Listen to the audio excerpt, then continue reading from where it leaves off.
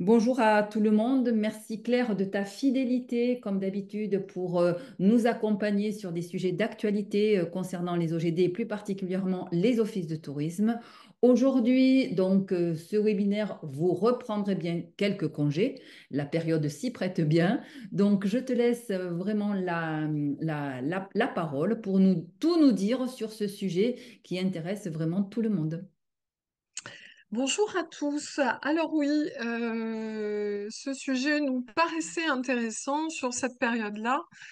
En fait, les congés payés, c'est à la fois simple et ou plutôt vécu comme quelque chose de compliqué par les responsables de structure et les responsables d'offices de tourisme.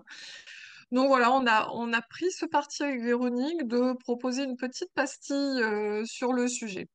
Alors, comme d'habitude, on est parti pour une demi-heure, trois quarts d'heure d'explication sur les principales règles.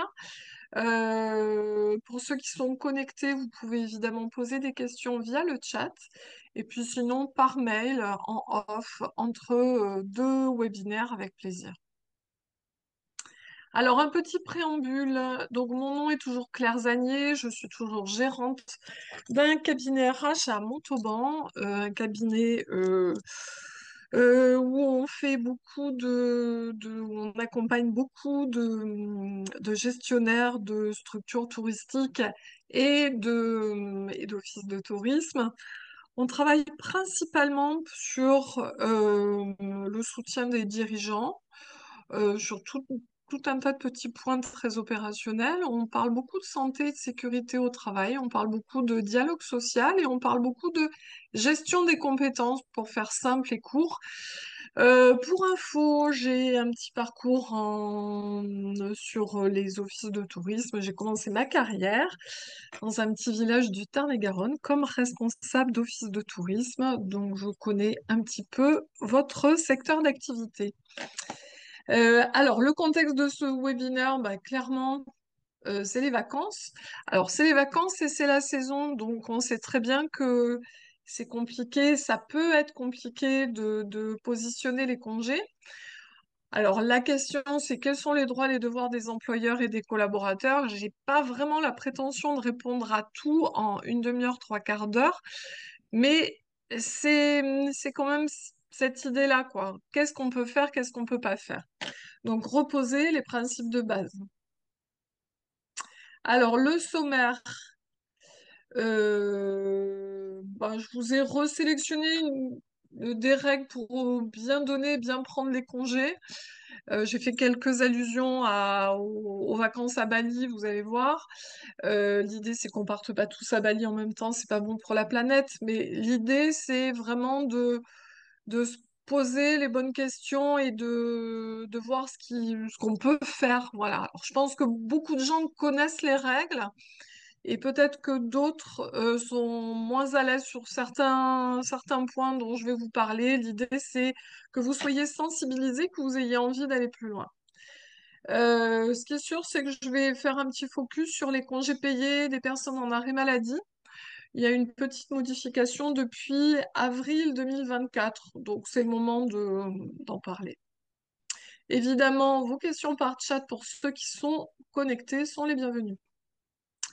Alors, pour rappel, les congés payés, c'est assez simple, hein. Tout salarié a droit à un congé payé à la charge de l'employeur.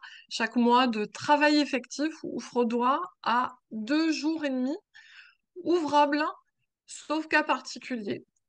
On va le voir.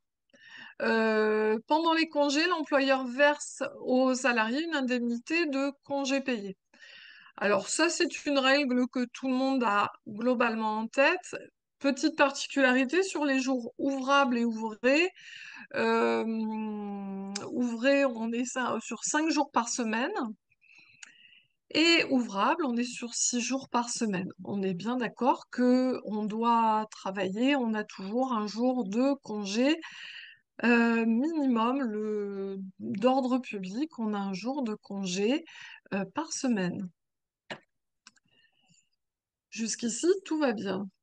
Alors, des petites tongs jaunes pour vous dire que c'est un droit qui s'exerce tous les ans. C'est un droit au congé payé qui est ouvert aux salariés, quel que soit son emploi, sa catégorie, sa qualification, la nature de sa rémunération et son horaire de travail. Un salarié à temps partiel a les mêmes droits que les salariés à temps complet, donc on n'a pas à se poser de questions. On a droit au congé même si on travaille que 24 heures semaine. Évidemment, on a le droit de poser ses congés de la même manière.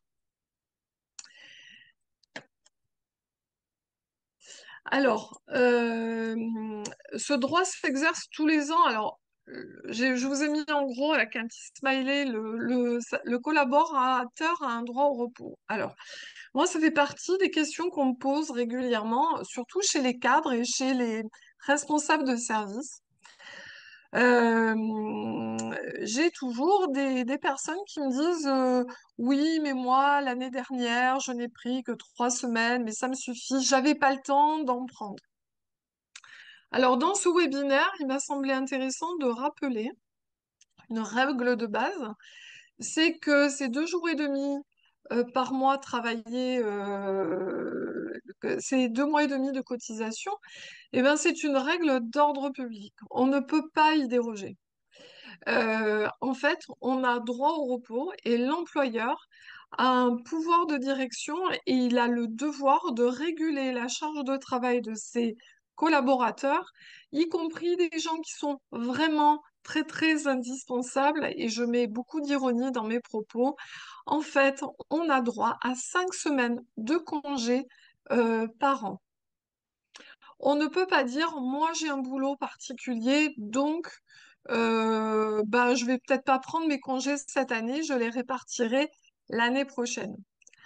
On sait que ça, c'est tout à fait attaquable sur le plan du prud'homme et en fait, on n'est pas sur un droit conventionnel. Donc, on ne peut pas transiger sur le sujet.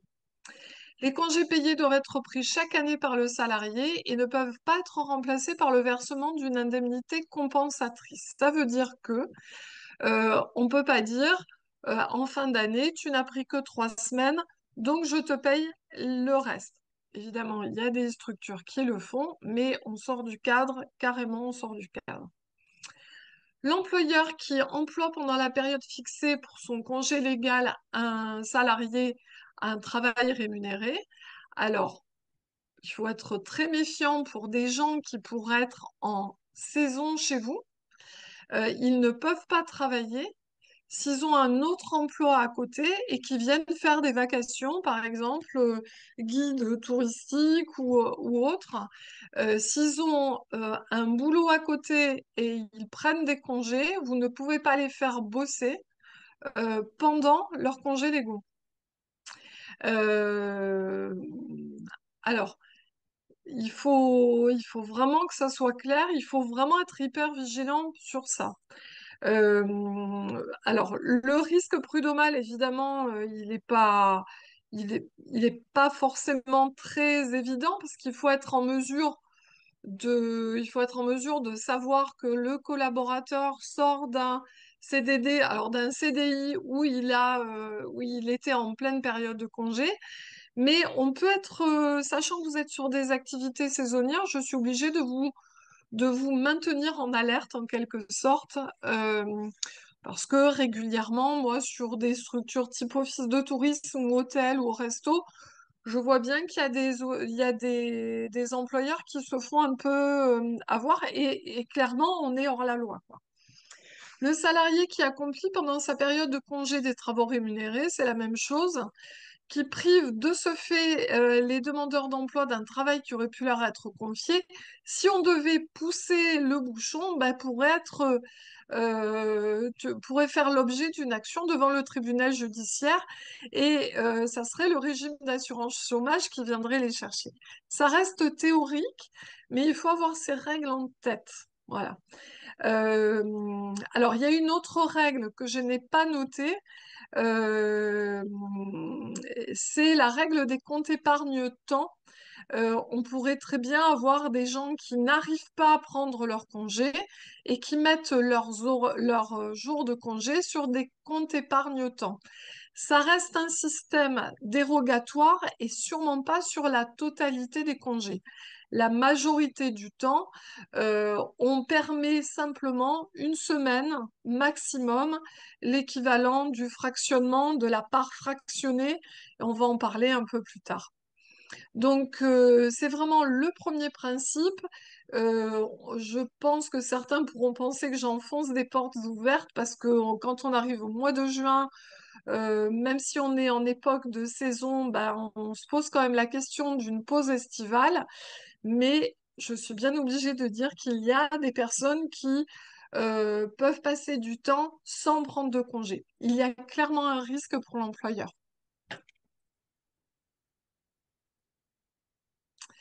Alors, alors, quelques infos sur le don de congés payés.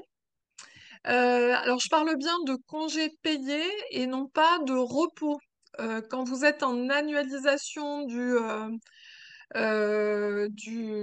temps de travail, évidemment, les repos ne sont pas des congés payés, hein. C'est du temps qui doit vous être soit rémunéré, soit que vous allez récupérer. Les congés payés, on est bien sur ce quota d'heures. Alors, ce qui peut être tolérable, c'est c'est le don de congés payés. Un salarié peut faire don de jours de repos, mais de congés payés à un autre salarié dans l'entreprise qui assume la charge d'un enfant gravement malade ou handicapé dans la limite de 24 jours. Donc ça, c'est possible. C'est très encadré.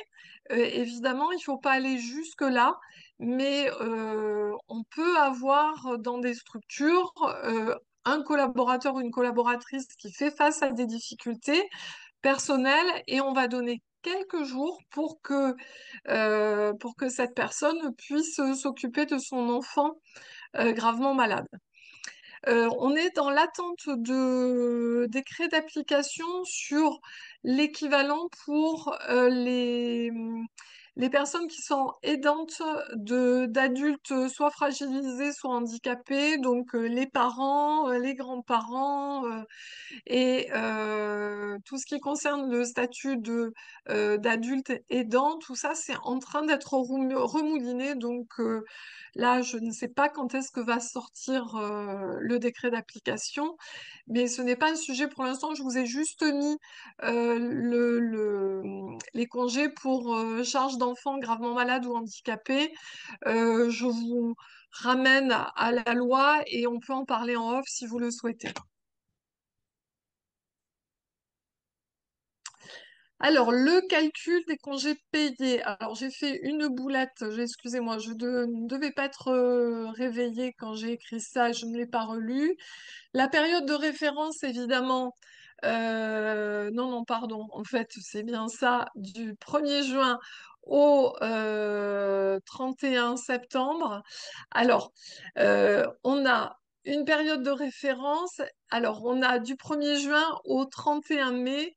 Et j'ai confondu, je suis désolée, je vais le changer dans le document, sur les problèmes de fractionnement. Donc là, ce qu'il faut lire, c'est du 1er juin au 31 mai. Je n'ai pas vu la boulette. On est d'accord qu'on est à 2,5 jours par mois travaillé, 30 jours ouvrables par an. Et la nouveauté, c'est qu'un salarié en arrêt de travail pour maladie non professionnelle, pour accident du travail, etc., pendant toute la période de référence, aura droit au maximum à 24 jours ouvrables. Donc là, quelqu'un qui est en arrêt maladie va quand même cotiser non pas 2 jours et demi, mais 2 jours. Donc il va falloir faire le prorata si évidemment la personne n'est pas en arrêt pendant un an. Voilà. Donc ça, c'est vraiment le point à retenir.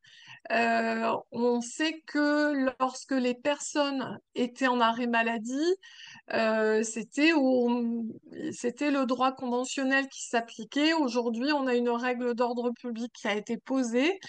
En fait, quand on est malade, on n'est pas en congé payé. Donc il faut quand même, on a à un moment donné, c'est pas des vacances et c'est pas du repos de se soigner, quoi, hein. C'est du repos, mais on est là pour se soigner, on n'est pas là pour aller à la plage, quoi, hein. Donc voilà. Donc je vous change la date qui est évidemment une boulette. Alors, à quel moment peut-on prendre les congés?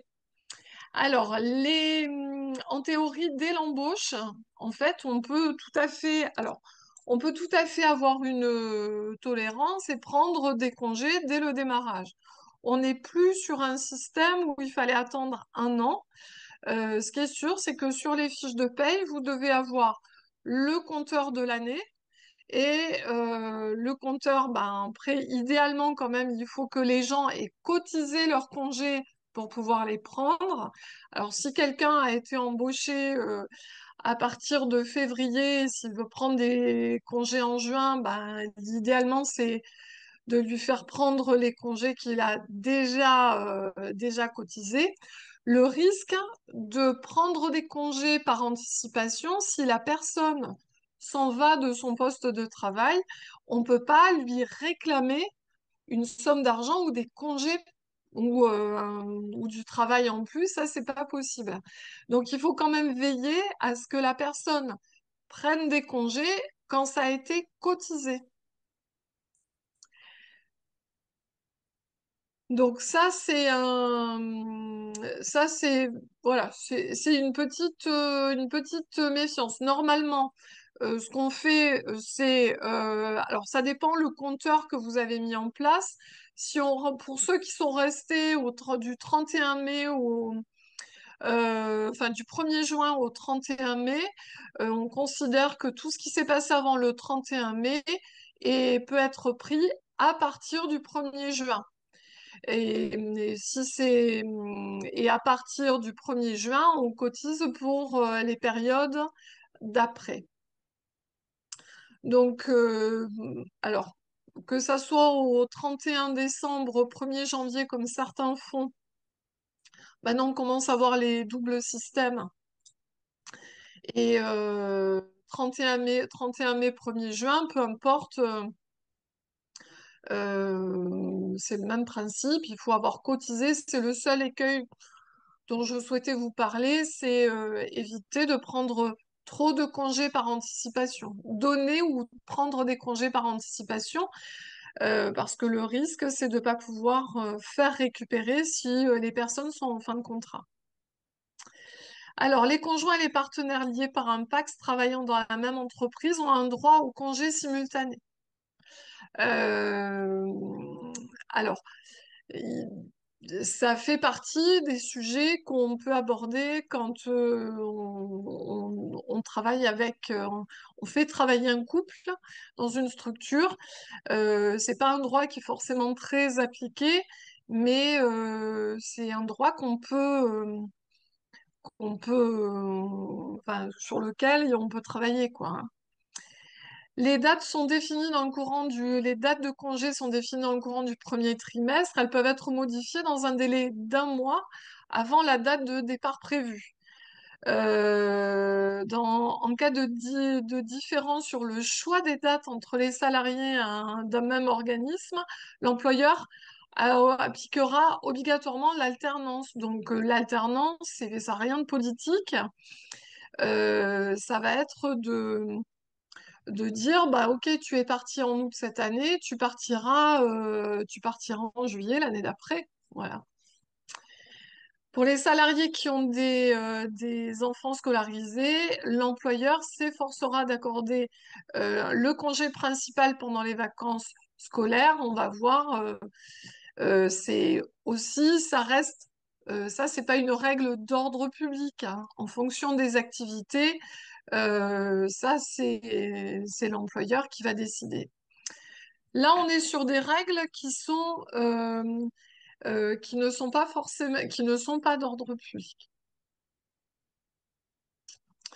Alors, combien de jours de congé ou comment organiser ses vacances à Bali? On va parler, alors à Bali, j'aurais pu dire où on veut.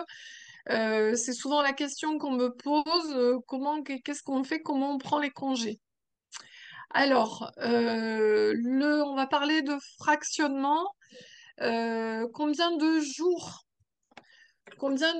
jours de congés payés? Ben, on sait qu'on a droit à un congé principal de 24 jours ouvrables maximum, soit 4 semaines consécutives. On est bien sur du maxi. Plus une cinquième semaine qui peut ne pas être accolée aux 4 semaines précédentes. Donc, ce qu'on fait la plupart du temps quand on bosse pas dans le monde du tourisme, c'est qu'on essaye de prendre des congés et ensuite euh, on essaye de prendre des congés un peu dans la période d'été et ensuite on va les placer sur une période de référence qui va jusqu'au 31 octobre, du 1er mai au 31 octobre. Alors, cette période-là, des 4 semaines, les congés payés doivent se situer du 1er mai au 31 octobre. À minima, on doit avoir un congé principal de 12 jours ouvrables minimum, soit 2 semaines consécutives entre le 1er mai et le 31 octobre. Alors, dans le monde du tourisme, des organismes de tourisme à but non lucratif, c'est la règle qui s'applique. Parce qu'on peut évidemment pas toujours prendre des congés en un mois, au mois d'août, sinon ça serait plus du tourisme. Alors, le fractionnement, est-ce qu'on peut fractionner les congés payés? Je vous ai remis les règles de base et je vais vous donner un mot d'explication par sujet. Le fractionnement ne concerne que le congé principal de 24 jours qui doit normalement être placé entre le 1er mai et le 31 octobre. Euh, Si on doit fractionner un petit bout de ces 24 jours, au-delà de 5 jours à fractionner, on a droit à 2 jours supplémentaires et le maximum de jours accordés est limité à 6 jours par année. Chaque fractionnement compris entre 3 et 5 jours donne droit à une journée complémentaire. Donc, si on donne, ce qu'il faut comprendre dans le sujet, après vous relirez les règles, évidemment vous me poserez toutes les questions du monde.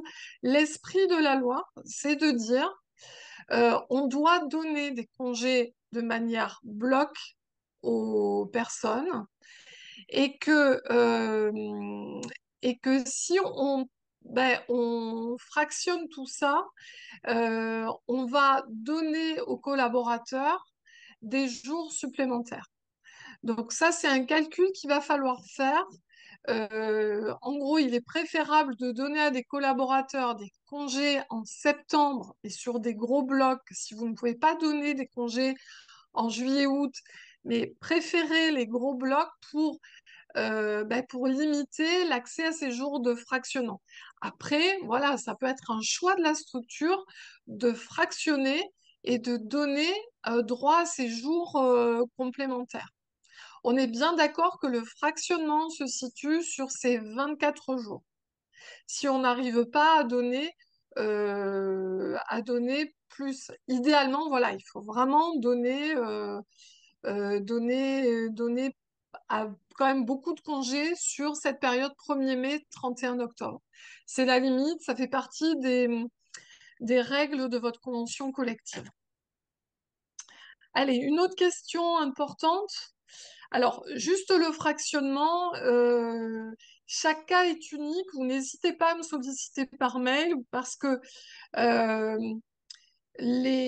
ça, c'est vraiment une thématique qui crispe et qui est un peu grippante dans les offices de tourisme. Donc, je me tiens vraiment à votre disposition pour vous aider à étudier chaque cas, voilà, et à faire au mieux. Alors, quand on est malade en vacances, parce que ça, c'est un sujet, c'est aussi une question qui m'est posée régulièrement, on a la possibilité, alors ça, C'est une précision qui a été donnée par votre convention collective. C'est pas forcément évident dans le code du travail. Quand on est malade en vacances, on envoie un certificat médical à l'employeur et on demande le report des congés, soit à l'issue des congés initiaux, soit sur une date ultérieure, évidemment, en fonction de ce qu'on peut faire dans la structure. Mais les congés, quand on est malade et qu'on est en arrêt maladie, on peut reporter les congés. Les congés spéciaux. Alors, on va les lister. Je vais vous redonner les volumes, etc. de votre convention. Je vous ai mis la tête d'un joli bébé qui vient de naître.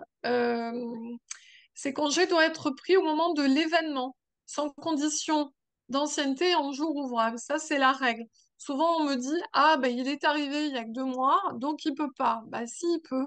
Voilà. Même en période d'essai, c'est possible. Voilà. Euh, alors, ce qui est très important, c'est les prend sur le moment. Moi, j'ai souvent des demandes sur, OK, enfin, ma grand-mère est décédée à tel moment, est-ce que le mois prochain, je peux prendre des jours de congé? Est-ce que je peux prendre des congés pour mon mariage 1 mois ou 2 mois avant? Bah, a priori, on prend des congés pour le mariage, quoi, hein. Voilà. On prend les congés au milieu du mariage. Alors, si ces événements ont lieu pendant une absence du salarié dans l'entreprise, c'est-à-dire des congés payés, donc une amphifole de se marier à Bali, par exemple, eh ben, on ne prend pas des jours de congé, enfin, on ne les décale pas, c'est pas, ça va pas de soi. Si ces événements ont lieu pendant un arrêt maladie pareil, il n'y a pas de récupération. Si ça a lieu pendant un congé formation pour des collaborateurs qui seraient, par exemple, sous contrat avec Transition Pro Occitanie pour de la reconversion, ils ne sont pas récupérés non plus. D'accord? Donc, c'est vraiment quand on a un collaborateur qui est présent dans la structure et et qui a besoin de s'absenter à un instant T de manière urgente. Alors, les congés dits spéciaux, les voici, les voilà. Je vous ai mis un marié tahitien ou des îles, je ne sais plus d'où. Alors, le mariage d'un salarié, 4 jours. Alors, on est bien d'accord qu'on est en jour ouvrable. Donc, le dimanche, ça compte différemment. Euh, le mariage ou le décès d'une sœur ou d'un frère du salarié et non pas d'un beau-frère ou d'une belle-sœur, c'est la limite de la loi. Là, on considère qu'il faut prendre des congés payés. Un congé pour naissance ou adoption, on est sur du 3 jours. Alors, j'aurais pu vous mettre un petit mot sur les nouveaux congés pater. Je vais vous rajouter une petite ligne sur le sujet. Et le décès du conjoint ou d'un enfant de la cellule familiale. Donc là, on s'entend au sens large. Il a été reconnu que sur les familles recomposées, il est évident que ces 5 jours s'appliquent. On ne se pose pas la question de est-ce qu'il s'agit bien de mon enfant ou de l'enfant de mon conjoint. Voilà, donc là, la loi s'applique largement. Et on est d'accord que le conjoint, si c'est, cela s'entend comme étant, on s'entend qu'on soit marié ou non, il s'agit de la communauté de vie. Voilà. Le décès d'un ascendant du salarié ou du conjoint, pareil, 3 jours. Et le déménagement du salarié, on dit bien 2 jours par an. On a des collaborateurs qui peuvent déménager plusieurs fois et ils n'ont droit qu'à 2 jours par an. C'est pareil, c'est une question qui m'a été posée régulièrement.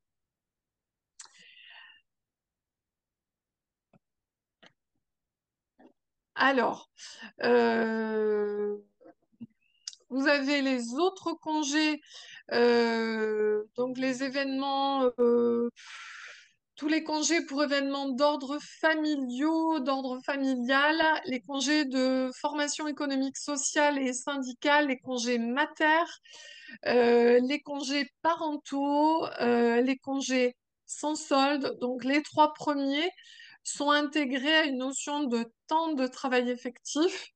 Euh, les congés sans solde ne sont pas du temps de travail effectif, donc sont décomptés pour autant de cette notion de temps de travail effectif. Alors, je fais un focus sur les congés sans solde.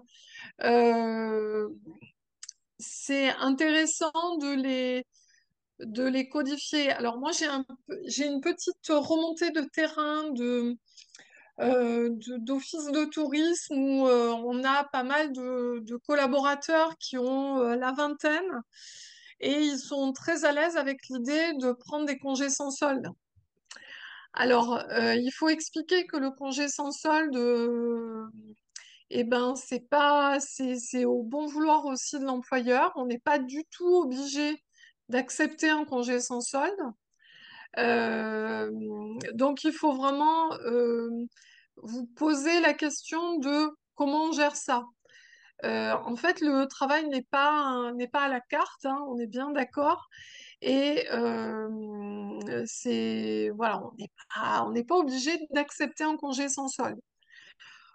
J'ai quelques travaux en cours là sur des conflits qui se sont passés enfin, qui sont en cours parce que on a des collaborateurs qui ont dit bon bah c'est pas grave, je m'en vais quand même et je prends un congé sans solde.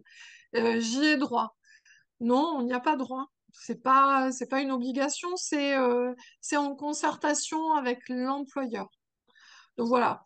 Alors, ce que je vous invite à faire si c'est pas fait, c'est de vous poser la question des conditions d'accès au congé sans solde et de mettre en place une petite procédure pour que ça ne pose pas de difficultés.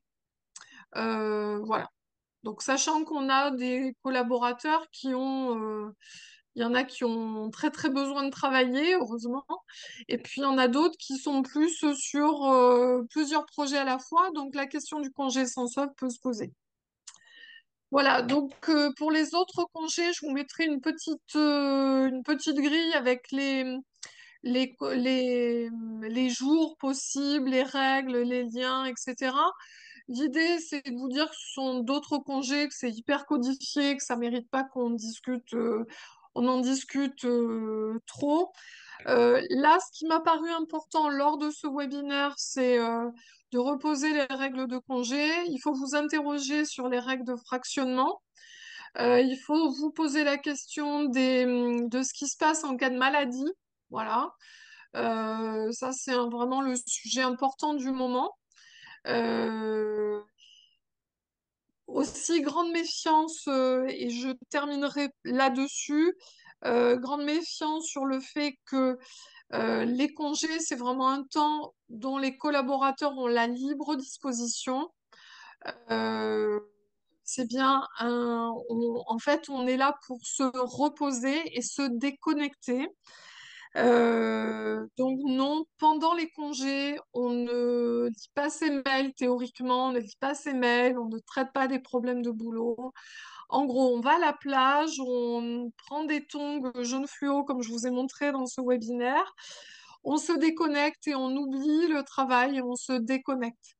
Je vous remettrai aussi un lien en annexe sur le droit à la déconnexion qui va avec le droit au congé payé. Soyez très vigilants à ça. On a actuellement une recrudescence de problématiques psychiques en entreprise, sans parler de burn-out, de grosses fatigues et de gros épuisements psychiques. Il est important de faire en sorte que tout le monde se déconnecte pendant les congés et qu'on ne se sollicite pas pendant les congés. Voilà. C'est un droit d'ordre public et par les temps qui courent, je pense que c'est très important de le rappeler. Voilà. Je vais m'arrêter là et je vous souhaite une bonne saison déjà, un bon démarrage de saison, de bonnes vacances à ceux qui pourront prendre des vacances évidemment avant le 31 octobre, comme je viens de vous l'expliquer. Et je vous dis à bientôt à la rentrée et je suis à votre écoute pour préciser tous ces points par mail ou par téléphone avec plaisir. Voilà, j'ai fini, je fais de plus en plus vite, Véronique. Merci, merci infiniment Claire pour tous ces éléments vraiment qui sont essentiels pour la bonne organisation à la fois du temps de travail mais également du temps de repos.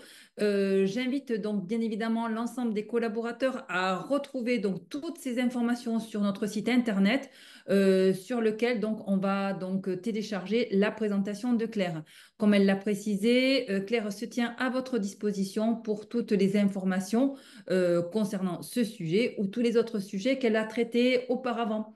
Claire, merci infiniment pour tous ces éléments. On se retrouve donc à la rentrée, je pense, sur le prochain webinaire. D'ici là, des bonnes vacances à tous et à toutes et je vous remercie infiniment. À très très À bientôt. bientôt.